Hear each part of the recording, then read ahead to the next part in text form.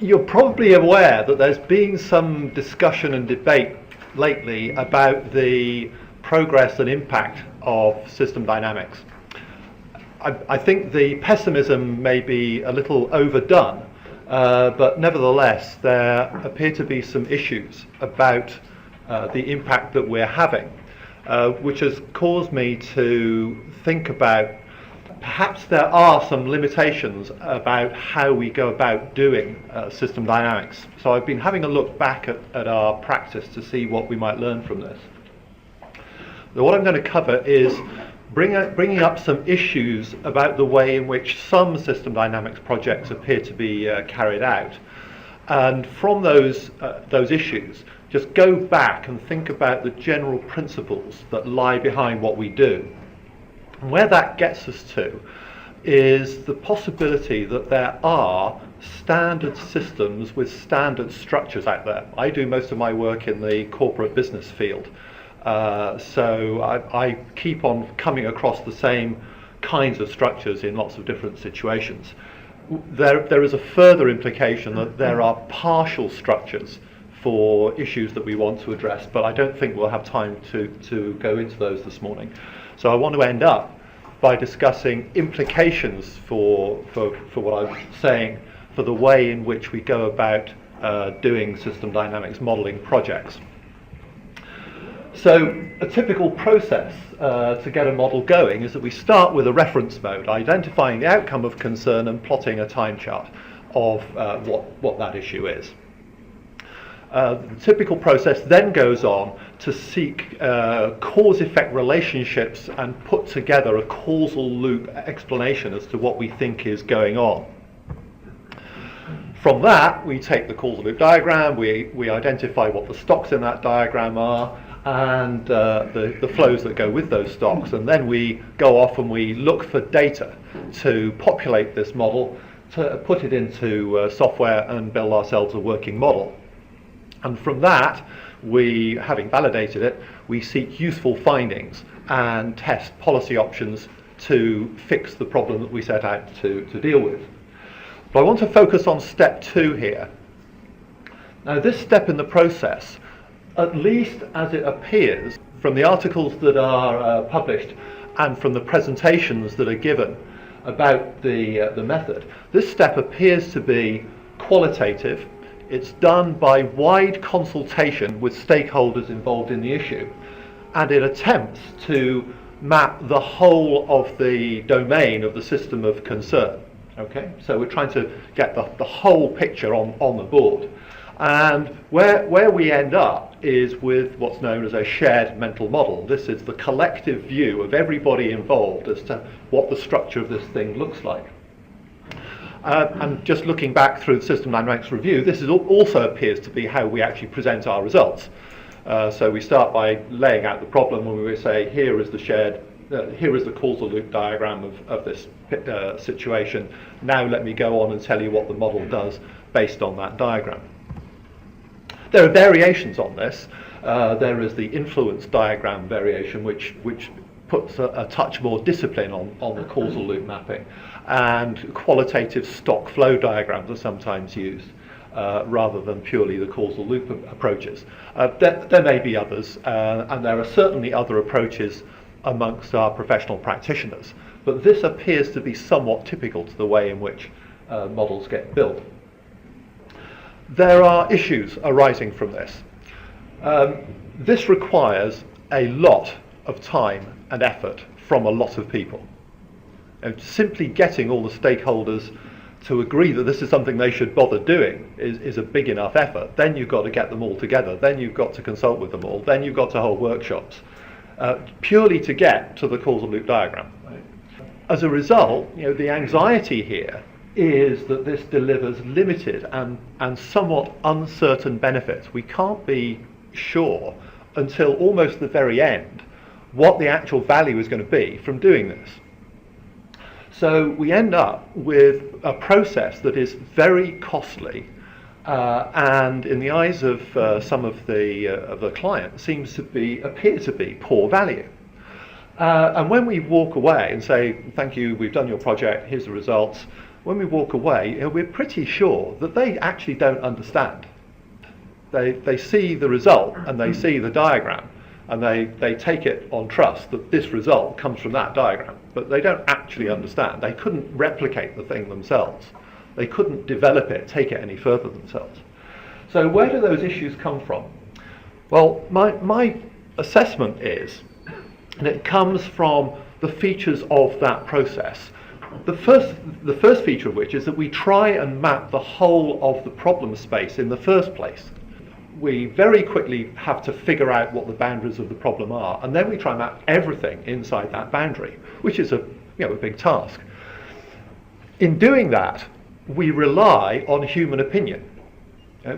We consult people as to what they think the causal mechanisms are. But it is axiomatic to our field that people don't understand the systems of which they are a part. So how do we think that asking people about how the system works, when we know that they don't understand how the system works, is going to give us a good picture of how the system works? And this is done with no attention to data. We do the quantified behavior over time chart, and then we immediately throw it away, and we do this whole process qualitatively. We're simply seeking people's views as to what these things are. We do the quantitative modelling comes later. Now, the consequences of all this, the late Barry Richmond, I think he was the member of our community who started the joke at the expense of the economists, who, when he looked at an econometric model of milk prices, he's basically concluded that maybe a very fine model about milk prices, the only problem was it did not involve any cows.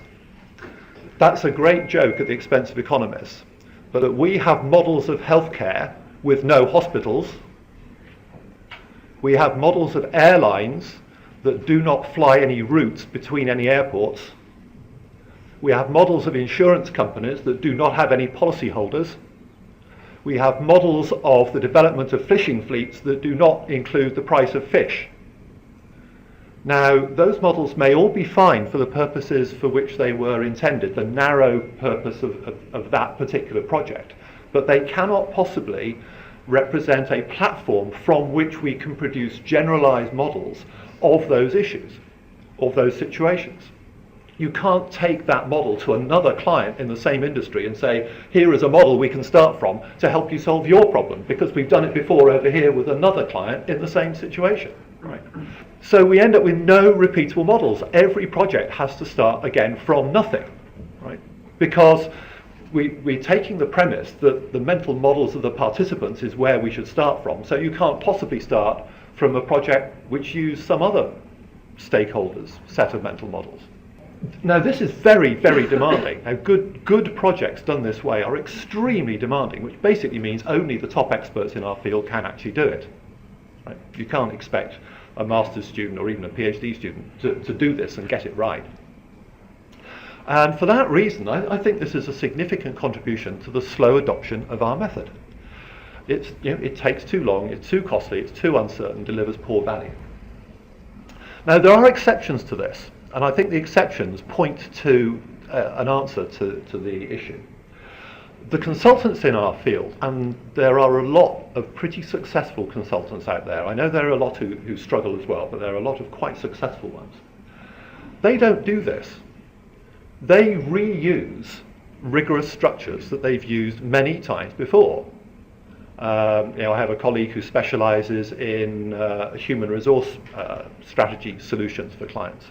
He doesn't go through that process at all. He says, here is a standard structure for how a human resource system actually works. What we are going to do is we're going to figure out how it has to be adapted to your situation. It won't be exactly the same. You can't just drop exactly the same model on every situation, but you start with templates. And we've got templates in project management, supply chain, water resources, fisheries, infections, all kinds of things in our field. We know what the template looks like. And we've got many, many common structures that come up again and again in the models that we use. Aging chains, word of mouth, growth under investment, and so on. There's lots of these. So what's going wrong here? Well, Here is a very, very simple case. It's the simplest of the cases I've ever worked on that I can use in order to bring out the issue here. It's a small IT support company. They provide support to small to mid-sized businesses. You know, we're not talking about CSC or EDS here. We're talking about a small regional provider. And this is their problem. Over a period of some 24 months, they saw substantial growth in their customer numbers, but that's peaked and it's now falling away. And over the same period, service quality dipped and is now coming back again. So we do a causal loop analysis of what might be causing this, and this is what we discover. We discover that at the top, there should be some reinforcing growth with customers giving us access to new customers. You know, I've done great work for this client, let me do it for you. However, the customers we have generate a demand for work, and limited by the work that we can do at the bottom left, that gives rise to pressure on the staff. Pressure on the staff gives rise to the drop in service quality, and that loses us customers. The problem at the end there, where things are just continuing to get worse, arises because the pressure on the staff also means that it hits the staff themselves, and we lose staff, which means that the work capacity has actually gone down. Okay, so three simple loops, and here is our premise. That structure causes that behavior. But the premise is that simply by looking at that diagram on the left, you can expect to figure out what the behavior is on the right. That's what's being implicitly promised here. And conversely, the opposite promise is that if you show me the picture on the right-hand side, I can figure out what the causal loop structure must be on the left, which I submit is implausible, right? So let's go back to those general principles. What actually underlies what it is that we do? And yes, we do start with a concern to improve performance over time. That's what system dynamics is for, right? It isn't for doing any other kind of problem. It is about improving performance over time. That performance depends at every moment in time on the quantity of the stocks in the system. Okay, this is a repeatable general finding that if you start with any performance outcome and trace back what causes it, sooner or later you have to hit a stock or more than one stock. The only exception is if the performance aim itself actually is a stock. So if your performance aim is to grow the number of customers, the customers is a stock, so we don't have to do step 2. Step 3 is that those resources accumulate. That simply is what they do. It's axiomatic to the way the world works. There are no exceptions. It is mathematically precise. It isn't a statistical finding or observation. It just is the way the world works. And we then need to figure out what drives the flow rates. And what drives the flow rates is one of 3 general categories of item. Either decisions that we take. I hire people. That is a flow rate. I develop new products. That is a flow rate. It's a decision that I've taken. The second category of factor, though, is that external factors may be involved. I hire people, or I try to hire people, but actually other people are trying to hire the same people as me. Those other people trying to hire those staff are an exogenous factor affecting my ability to build that stock of staff. But the third category of factor that drives the flow rate is the existing stocks themselves. And that is where feedback comes from. The fundamental component of our method is not the feedback loop, it is the accumulating stock. So let's apply that method to this case. Here is the service quality that we're concerned about. That comes from the pressure on staff. I'm not putting all the time charts on here, I should do, but for simple ease of reading the diagram, I'm going to leave some of them out. And that service quality comes from the balance between work required and work we can do. Work we can do comes from the number of staff we have, and the number of the work required comes from the number of customers we have. That service quality gives rise to the loss of customers at the top, and the pressure on the staff gives rise to the loss of staff at the bottom. But what we've done is we've put data on this right from the start. And we've carried that performance time chart, the service quality chart there, and we've connected it to other time charts of other factors in the system. Now here is where the decisions sit in this, and typically the people we work with want to know where the decisions are in these pictures, and very often they're quite hard to find in those causal loop diagrams. Where exactly is the decision I'm taking here in this feedback structure? But here are our decisions. How many customers should I go out and try to win, and how many people should I hire? So here is the same statement, structure causes behavior, but now you can see the behavior on the structure, and it's rigorous because it includes explicitly what's happening to the stocks. It's actually not quite rigorous enough, because the flow rates are absolutely critical. If the stocks don't change, performance doesn't change. The only way a stock can change is because of the flows. Therefore, in every system, it is the flow rates that are absolutely critical. Therefore, we should see the time charts of the flow rate. That's where the changes in the performance actually come from. So that's an alternative, and it's no more difficult to get to than getting large groups of people to go away and try and figure out qualitative causal diagrams in workshops.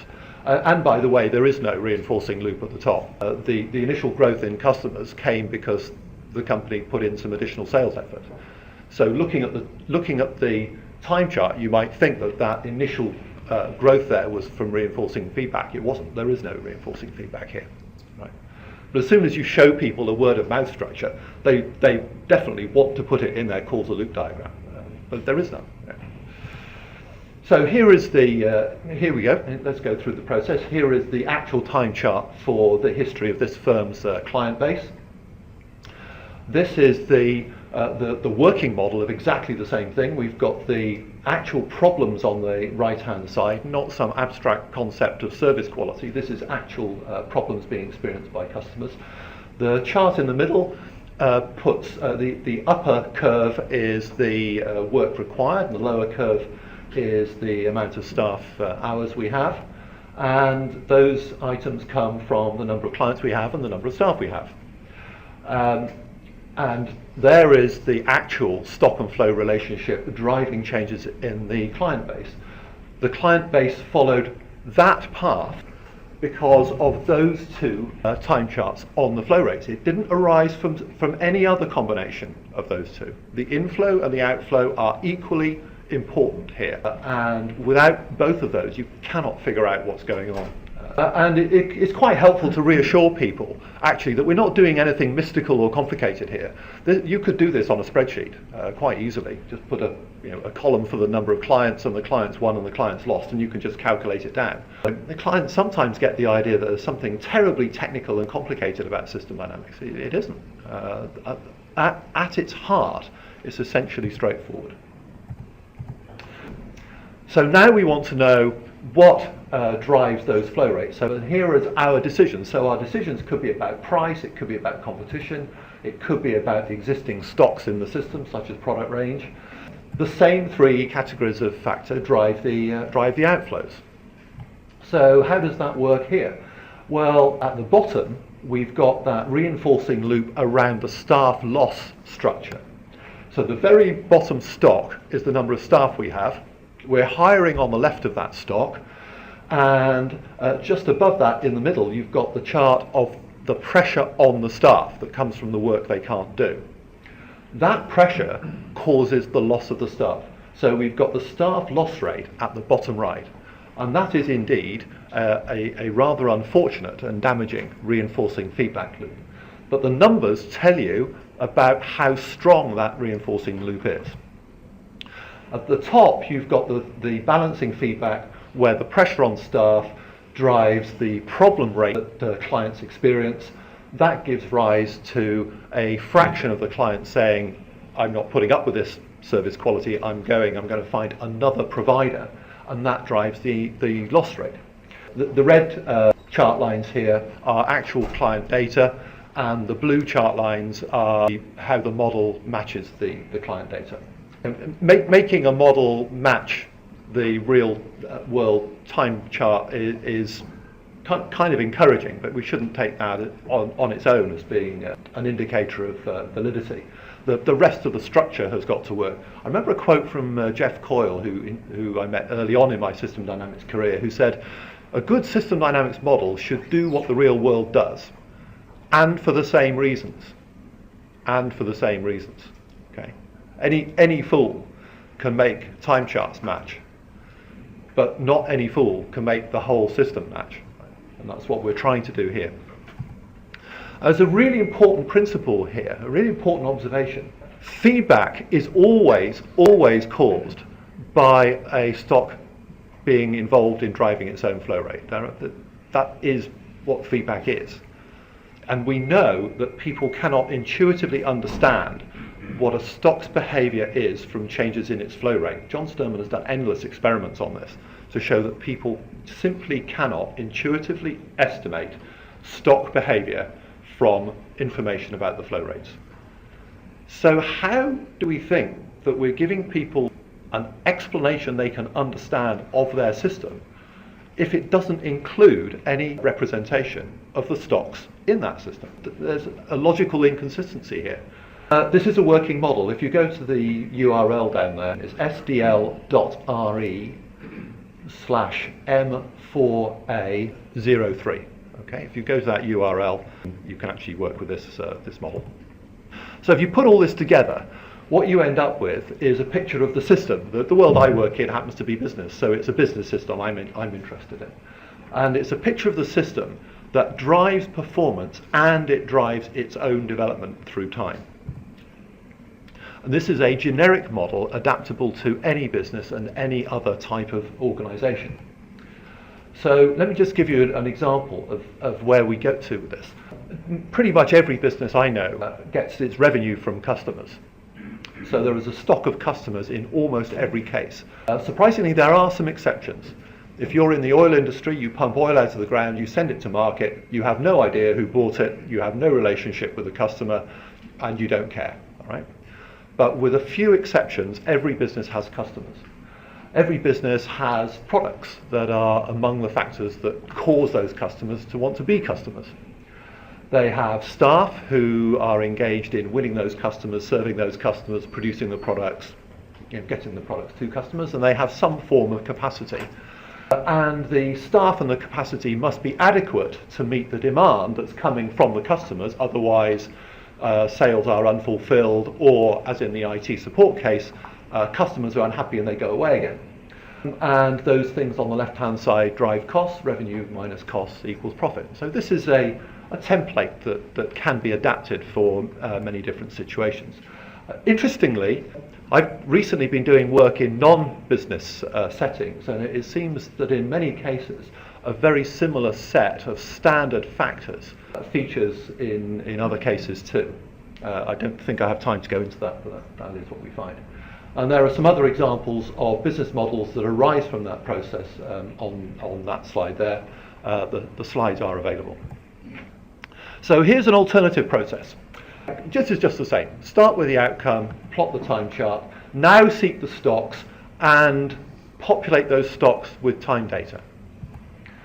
Then attach the flows to those stocks and attach time data to that as well. And there's nothing very complicated about this. This is just physics, right? A stock and its flows is just physics. And then seek the stocks, the decisions, the external factors driving that interdependence. Now, when you go through this process, you don't have to wait to the very end for insight to arrive. You get actionable findings in the first half hour from this. Simply saying to somebody, your sales are going down, not because your customers are buying less, but because you're losing customers, is itself a useful piece of information. The second useful piece of information is that you're not losing customers because you're no good at winning them. You're losing them because you're losing more than you are winning. You're actually winning a lot of customers. You're just losing them all again. That's another piece of useful information, within the first hour of the conversation. And if we've done this before, then we already know what the structure is. I've done work with lots of other service companies, so I know that structure is what I'm going to find something like that. I've done work with brand companies, so I know what a brand looks like. I've done work with professional service firms. I know what they look like. So that means that we can do it again, right? And I was struck by a comment by Professor Forrester in an article recently published. Seldom, if ever, he said, should a person model the specific situation of interest, but instead should model the family of systems to which the specific one belongs. Repeatable solutions is what we're looking for. We're looking to be able to replicate our work time and time again, reliably, professionally, and efficiently.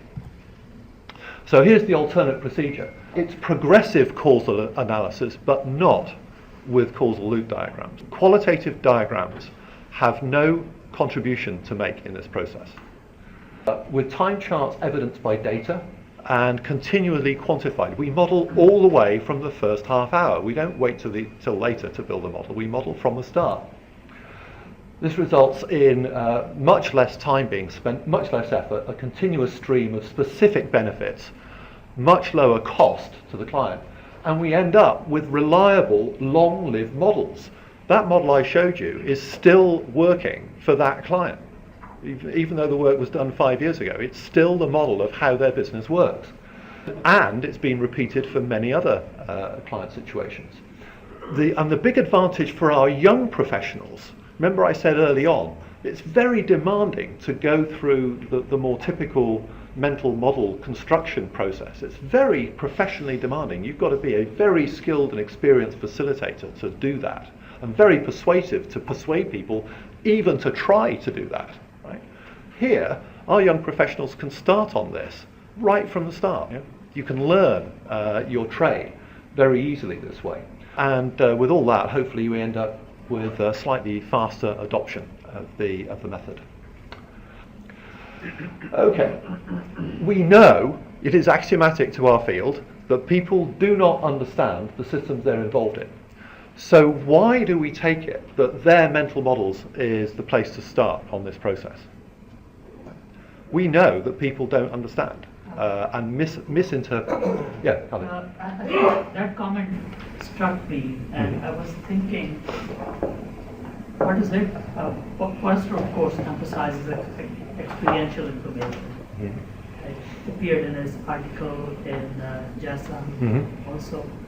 And I was thinking that what is it that we are seeking from individuals? System information or something else? And what occurs to me is that in thinking in what Forrester, in terms of what Forrester meant, he specifically asked them what is their role. Right. So basically, the experiential information you are seeking is about the person himself, not about his view of the system. And I agree with you that people are ignorant about the system performance. Right. But they're very knowledgeable about their own role. Right.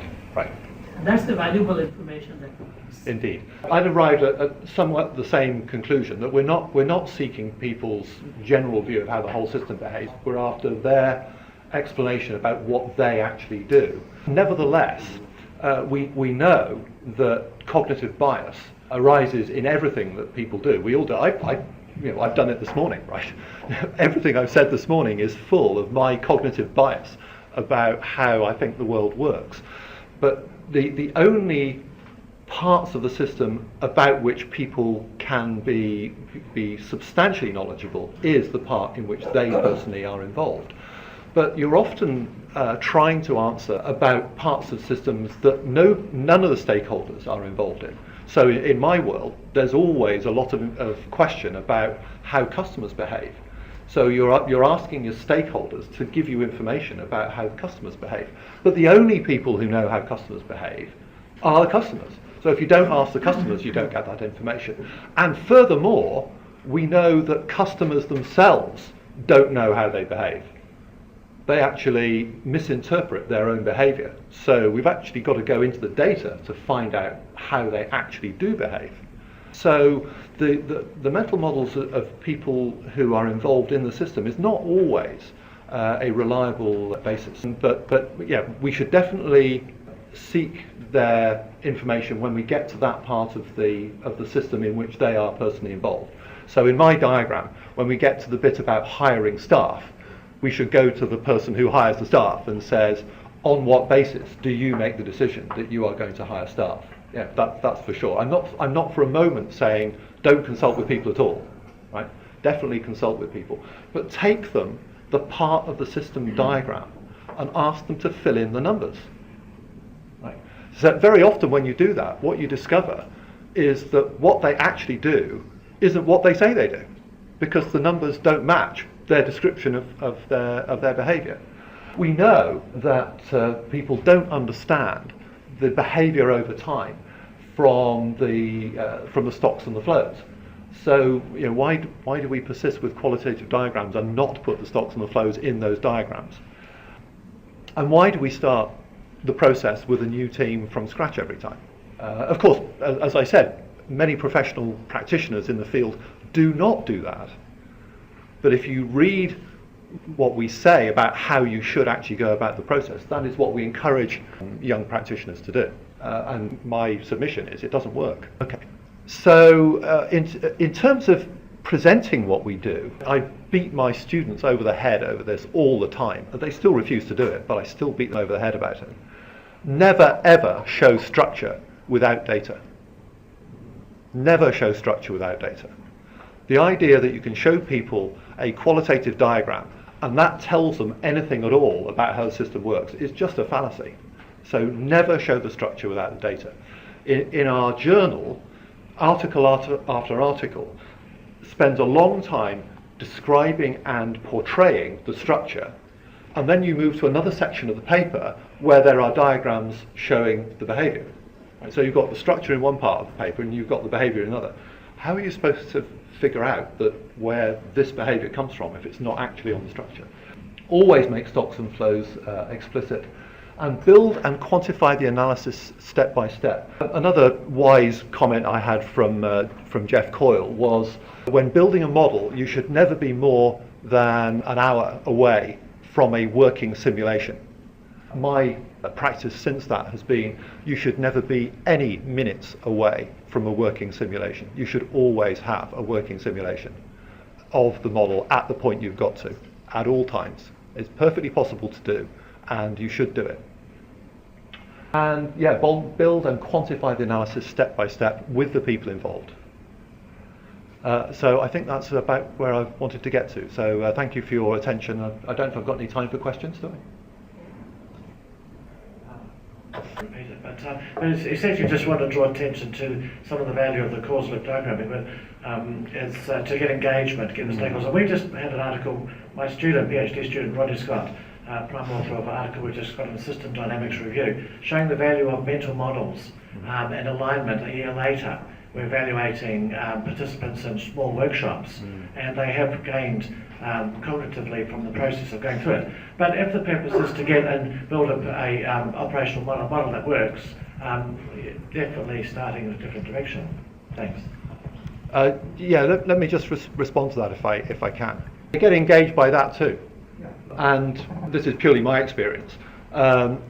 They get engaged by that actually faster and more substantially, for the very simple reason that it is full of information they recognise. It's full of information they recognise, including data. So if you've got the marketing person in the room, the marketing person sees marketing expenditure and they see sales and they see customers on the diagram. My experience has been that gets every bit as much engagement as a qualitative feedback diagram does. Yeah, my comment was about you're reorganizing the modeling process and bringing in stocks first. And what struck me was Forrester's comment in the last fireside chat. Yes. He said, I always start with the stocks. So I think that's something to think about. You have thrown us a challenge. I was thinking, however, that in this diagram, for example, we have stocks and flows, but your comment about connecting this to the behavior is an important one, and that cannot be accomplished without having a knowledge of how feedback loops individual properties are and how coupled together they behave. So Feedback links at an aggregate level will allow us to link the structure to behavior. And that's where they are important. If you're a large model, for example, Sure. you need to do that. Yeah. But I think your idea of emphasis on stocks is very thought-provoking. Okay. Yeah, we are in no way saying that feedback loops don't exist or we shouldn't identify them. They certainly do exist and they should be identified. But in this process, we discover them. We don't go loop hunting. We discover the loops that actually are operating. We don't go looking for speculative loops that we think might be operating. We can, by all means, at a later stage, we can look at this diagram and say, well, is there anything missing here? Right? Is there any causal mechanism that we're not capturing, for example? And clearly, in this case, this diagram does not capture the policy feedback. And there's policy feedback that we need to add to this. How did this company decide in the first place to start trying to win clients without thinking about whether it could serve them when it had won them? Right? That's essentially the problem here. So we should certainly add a review as to whether we've actually captured all the feedback that should be, that is actually operating now. Well, certainly an interesting talk, and I think there are many positive things that can be said about this, and I think you have some historical allies. Many people have argued in the past that stocks and flows matter, that causal-loop diagrams are not that important. We shouldn't use causal-loop diagrams, and then some people argued just the contrary. They said causal-loop diagrams matter a lot. I think it's hard to resolve this discussion. It has not been able, people have not been able to come to a conclusion. I think what's different in yours is that your emphasis on the on dynamic behaviors of stocks as part of your diagram. Now, and I think that's useful. The only risk there is, I think, there are two small risks I think we should be careful about. One is that it gives almost a semantic, perhaps, misinformation about the meaning of the diagram. That is, it looks like when you look at your diagram, it has the normal meaning of a diagram is this: at time point t, x influences y, y influences z. And that occurs at time t. Your diagram that you put as if it was a variable is the end of a long time period. The graph that you put in is the end result. Right. At final point t. Yeah, that's what the model does. Yeah, so that's what the model does at the very end. That's what the model does all the way through. Those lines are the result of a working model. I know. At all points in time, at every point in time. But can you go back to your previous diagram? To your generic diagram that you showed? Your general diagram, not the this one. That one, yeah. You see, this diagram, it's unclear semantically what it says. It says that work required at time t influences pressure on staff. Okay? And that occurs at time t. Now, I don't know what the arrow from service quality to the customer stock means. Does that mean that at time t, at any time t, customer stock has that dynamic behavior? That's not true. That's the very ending dynamic behavior of the model, of the working model. I think you're referring to That dynamic shape that you show there. The dynamic behavior of Are you referring to that link there? And via that link, I am referring to the customer's behavior. That behavior is true only at the final point time t. No, it's not. It's true all the way through. Are you saying that that behavior exists at the second point at time t, just after the beginning of the simulation? The relationship is true at every That's point correct. in time. But not the behavior. The behavior is obtained at the very end of the simulation, that behavior.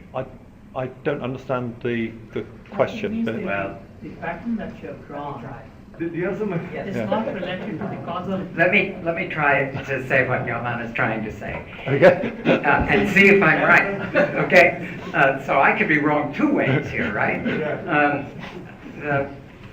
If we imagine this picture evolving, So at time 2, the customer blue graph has just begun to grow. And the service quality has just begun to decline. And the staff is pretty constant. And then you blink your eyes and it's now time 4, and there's more of that blue customer graph. And there's more of a decline in service quality. Staff is still going up for reasons known only to staff. But I think Yaman is saying that the picture is semantically, I mean, it's a very, I find his observation sort of deep and confusing, but I think he's probably right. The picture shows as if the simulation has totally occurred. And you are thinking of it as something that is evolving over time. Now I understand. I think you're your question. both right. Now I understand. How was the that? question. I'm trying to appeal to everybody. Yeah. Okay, right. I understand the point. Okay, this picture is looking at the situation at the point in time where we started trying to understand the problem that the client had. If we had been intervening at time 2, then we wouldn't have that problem and we wouldn't be trying to solve it. What we could do is we could help the client anticipate a problem that might arise if they don't do something about it. But this is an attempt to solve a problem which is already in the process of happening. Indeed, it has already happened, and now we're trying to figure out how to get out of it. That's the situation that we're in. But yeah, I take your point. It goes back to Forrester's question about forecasting. We cannot reliably forecast beyond a quite limited time horizon going out into the future. So, is that okay? Thanks. Okay, thank you very much. Thank you, Kim. The second presenter.